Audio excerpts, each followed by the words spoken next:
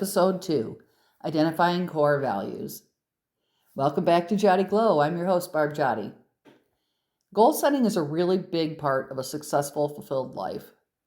My goal is to help you figure out what really matters to you and help you get where you want to go. I listen to a lot of podcasts myself, and I know this isn't the most polished podcast you'll ever hear, but I'm doing it all myself. Talent, Barb Giatti. Writer, Barb Giatti. Executive producer, Barb Giatti. Editor, Barb Giatti. You get it. The reason I bring this up is that I have a vision, a goal. My goal is to have a successful podcast based on my coaching books that allows me to have financial freedom and with no limitations based on like time or geography, etc. I've identified what I want and how to make it align with my values and sensibilities, and I'm making it happen. This week, we're diving into something that sits at the heart of a fulfilled, purpose-driven life, your core values. Now, values might sound kind of like an abstract concept, but really your values are just your personal compass. Your values guide how you show up in the world and how you make decisions and how you feel about the life you're living. When your actions align with your values, you can feel peaceful and satisfied and authentic. But when they don't, things can feel a little bit off. Today, we're going to uncover your core values and explore how they shape your life. And we're going to do a few reflection exercises to help you identify them and live them more fully. If you're following along in my 12 Life Coach Sessions book, this is week 2. If you don't have the book, that's absolutely fine. You don't need one to benefit from this podcast, but do write out the exercise. That does help. If you want the book but just haven't gotten it yet, go to the About information for this podcast and you'll see Amazon links. This podcast aligns with 12 life coach sessions for coaches and individuals. If you don't want to go click on that link, just go to Amazon and search for Schnarr Coach. That's Schnarr Coach. Schnarr was my maiden name, and that's the name I write under for a lot of my books. So let's get started. Part 1. What are core values? Your core values are your deeply held beliefs that define who you are and what matters most to you. They are not rules that somebody else gives you. They're the inner truths that resonate with your authentic self, and they make up your you. I want to be clear that I'm not talking about like religious or political or any kind of external values that you feel obligated to align with because somebody tells you you're supposed to. I mean the values that solely come from your own heart and your own brain. That voice inside you that says, this feels right, or this doesn't feel right. Here are some examples of what I'm talking about. Integrity, growth, family, compassion, freedom. Each of these words carries a specific energy and meaning. And when we hear them, think about which words light up something inside you. Your values belong to you. They are personal. They are uniquely yours, and they're shaped by your experiences and priorities for sure. Your values are timeless. Even though they can evolve, they stay with you throughout your life, and they are guiding. They influence your choices, reactions, and relationships, even though you might not be aware of it. Here's just a little aside. I just watched the John Candy documentary called I Like Me, which was directed by Colin Hanks. John Candy had suffered a terrible childhood trauma when his father died when Candy was only 5 years old. A very important theme throughout the entire documentary was about how that event shaped his entire life. By all accounts, and I mean everybody they talked to in the documentary, like everybody, talked about how wonderful John Candy was, how great he was. He'd give you the shirt off his back kind of guy. And I wonder how much of his childhood trauma shaped his adult values. How many of my or your values are shaped by things we don't choose or things that happen to us? It was a really good documentary, by the way. I highly recommend it. Let's do an exercise called Admired Qualities. So think of someone you deeply admire. You don't have to write this one down, but think about someone that could be maybe a mentor or a family member or even a public figure. Now ask yourself, what qualities do they embody that truly resonate with me? Maybe things like, honesty, courage, kindness, drive, etc. Just take a moment and think about those things before we move on to part two. Part two, the power of alignment. When your actions reflect your values, your life feels aligned and purposeful. But when your actions aren't aligned with your values, that's when you can feel restless or stuck or disconnected. So let's explore this a little bit. What drives your passion and energy? Think about moments when you feel completely alive, when there's that spark. What are you doing? Who are you with? What's happening around you? Your passion often shows up when something feels so meaningful to you that you can't help but give it your all. Pay attention to those moments. They're clues pointing to what truly fuels you. So now let's flip that. What kind of situations make you feel uncomfortable or frustrated, and why? Discomfort can be a powerful teacher. The moments that irritate or upset us often reveal times when our values are being challenged or when we're ready to grow. So ask yourself, what's really happening underneath the frustration? Is it a boundary being crossed? Am I feeling like I'm not being heard or seen? Or maybe it's a resistance or to fear or the unknown. When you understand why certain situations bother you, you gain insight to your deepest needs and how to honor them with compassion and clarity.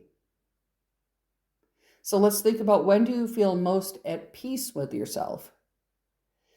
Peace often comes in quiet, ordinary moments, right? You're aligned with who you are, with what's going on, and everything's fine. Think about times when you feel relaxed and grounded and content. Maybe you're walking outside or creating something or helping someone.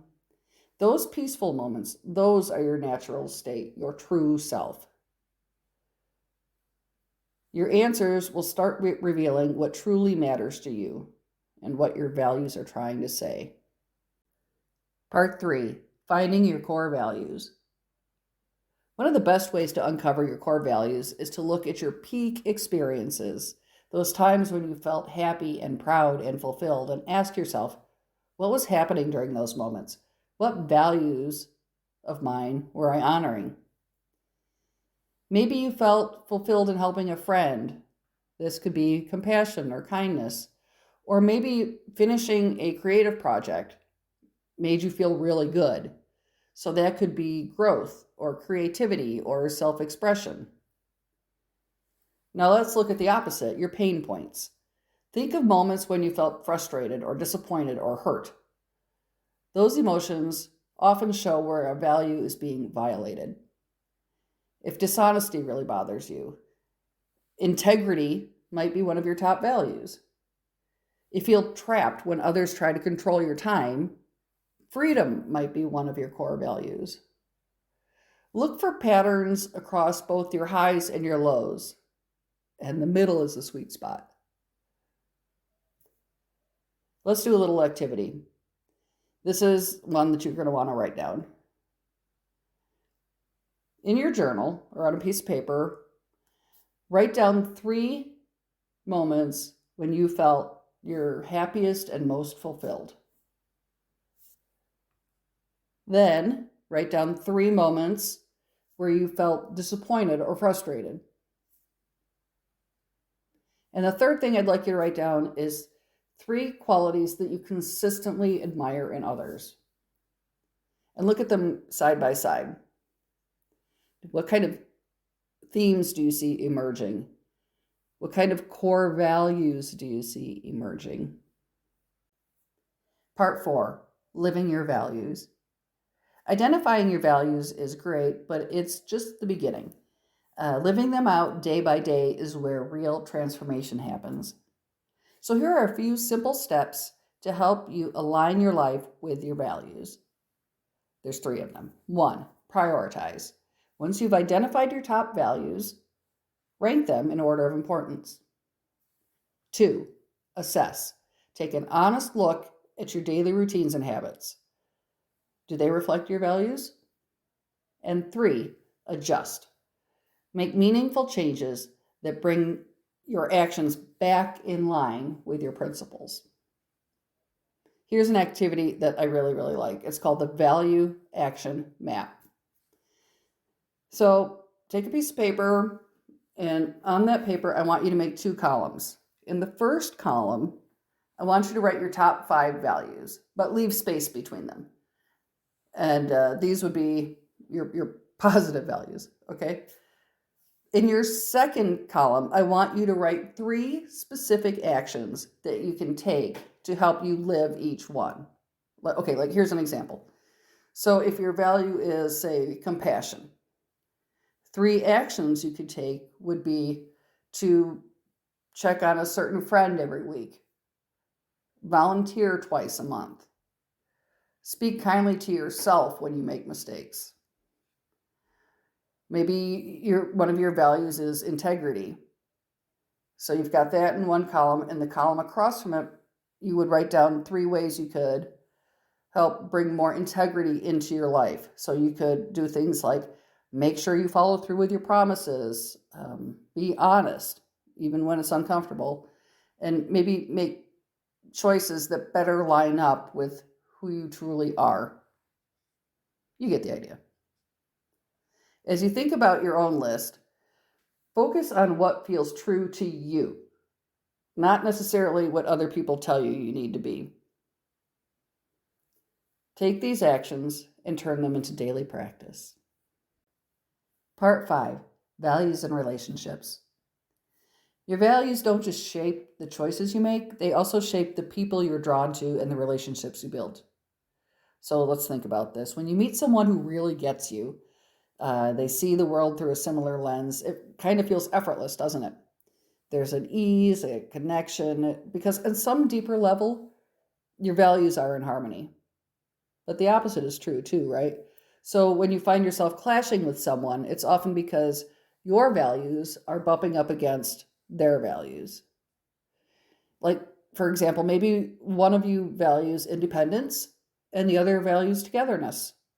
Or maybe one person is all about honesty all the time, and another person avoids conflict at any cost.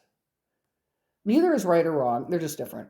But those differences can create friction if we're not aware of them. So shared values strengthen bonds. They build trust, they deepen understanding, and they make you feel safe enough to be yourself. When you and someone else value the same things, say, for example, kindness, growth, adventure, integrity, it's like you're both walking in the same direction, right? Like, even if your paths look a little different, you're walking in the same direction. But when your values collide, you need to bring up things in your life like communication. You need to raise the level of curiosity and respect, things like that. You don't have to be exactly the same as everybody else. You don't have to share the exact same values. That's not what this is about. What we're trying to do is learn from our differences. We want to bring understanding instead of judgment.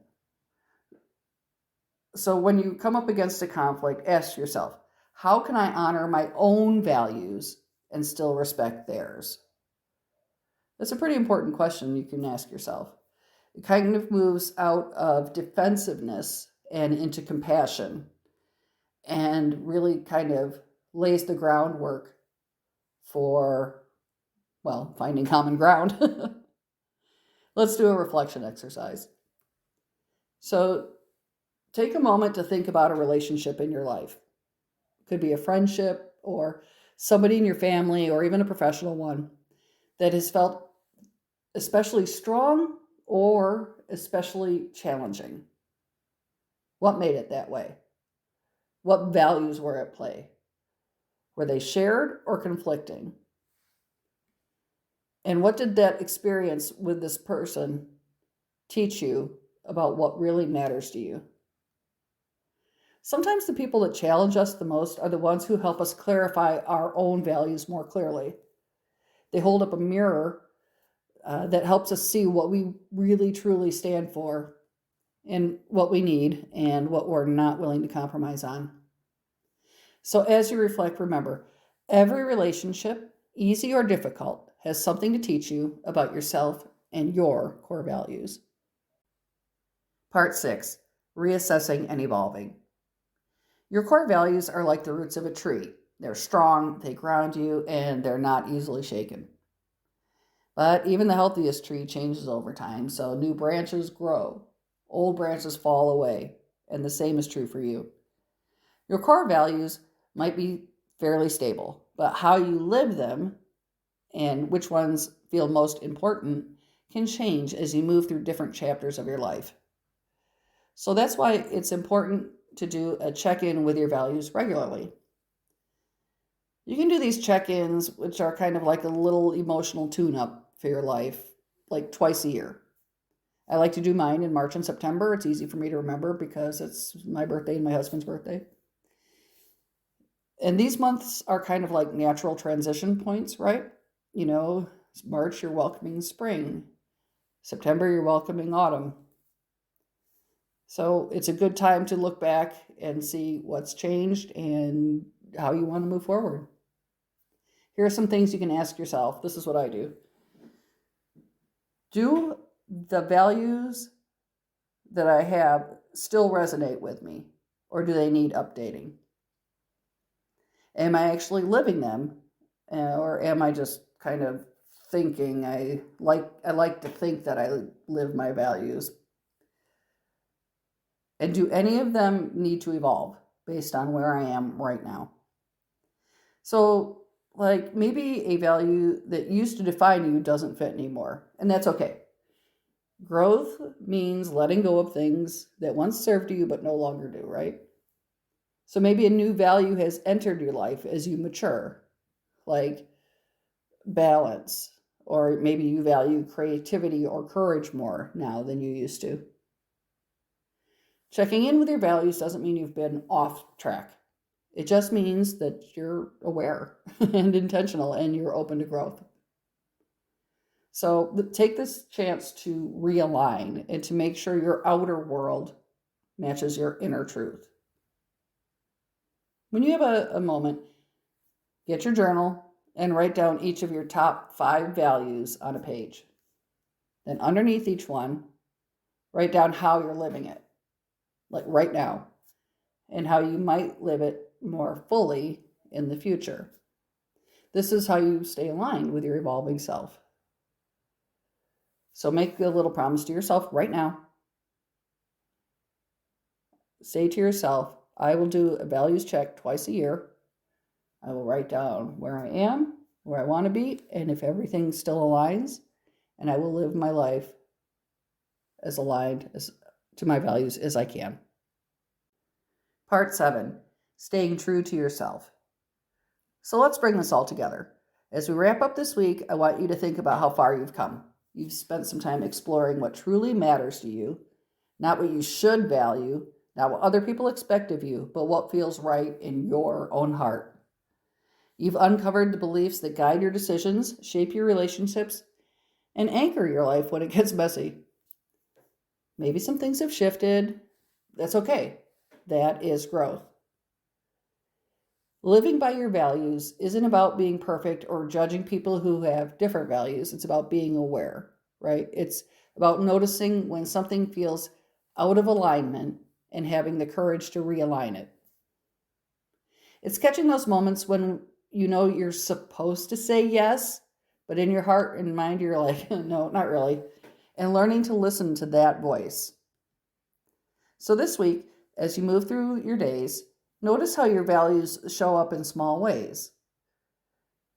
When you make a choice that reflects what matters to you, celebrate it.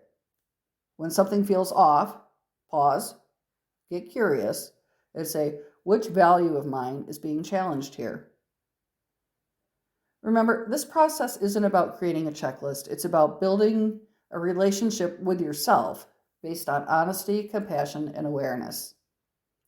And just like your relationships with other people, your relationship with yourself will get deeper the more time and attention you give it. So you've got this foundation now. Your personal compass will guide you through every step of the journey forward. So be sure to subscribe. So week 3, which is going to be breaking limiting beliefs, will be ready to go on your podcast player next Thursday. Until then, keep checking in with yourself, please. Keep showing up and keep glowing, because every reflection, every realization is you becoming more you. See you next week. Giatti Glow is powered by the Life Coach Store, which is owned by me, Barb Giatti.